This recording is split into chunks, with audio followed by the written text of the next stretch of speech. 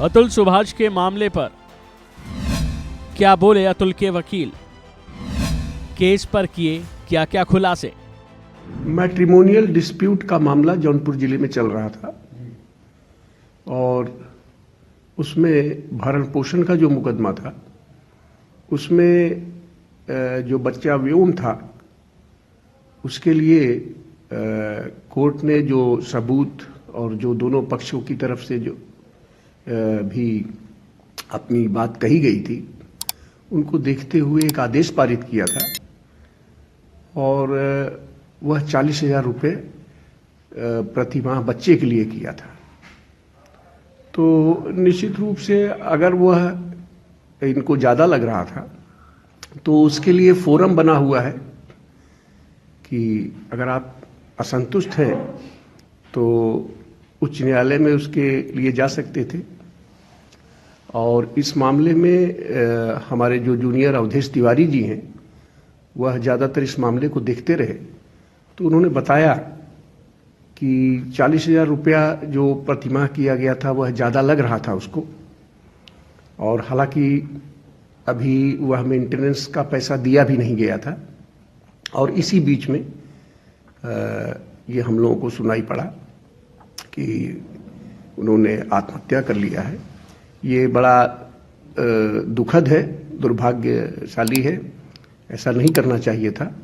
और निश्चित रूप से अगर किसी कोने से ये आदेश ज़्यादा लग रहा था तो उसकी अपील हो सकती थी। दूसरी चीज़ ये सर, उसमें कानून पे कुछ आरोप लगाए हैं, तो उसको कुछ कहना चाहेंगे? नहीं, देखिए, न्यायालय पे अगर उन्होंने ऐसी कोई चीज़ कही है तो वह गलत है।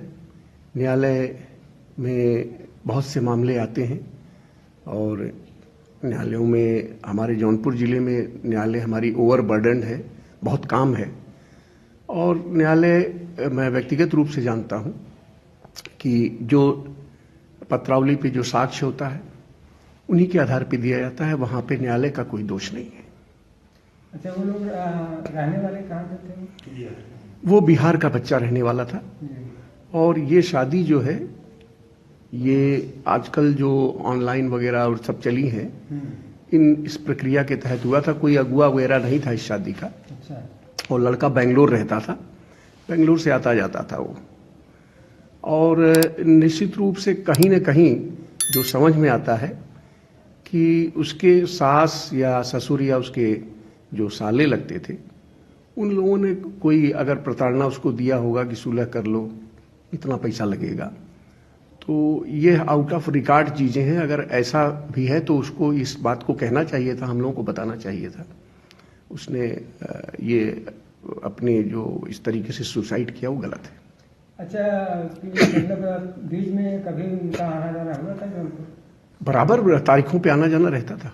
लमसम कितना महीने पहले या कभी? नहीं, ये मेरे ख्याल से 6 महीना पहले वो आए थे और हमारे बिस्तरे पे भी आए थे। मैंने देखा था उनको और ऐसा कुछ लग नहीं रहा था कि कोई बहुत ज़्यादा सुसाइड कर लेने वाली चीज़ हम लोगों को नहीं समझ में आ रही थी।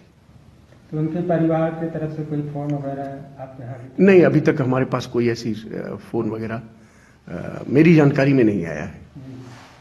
अगर वो आएंगे तो जो भी पूछेंगे तो उसको बताया जाए।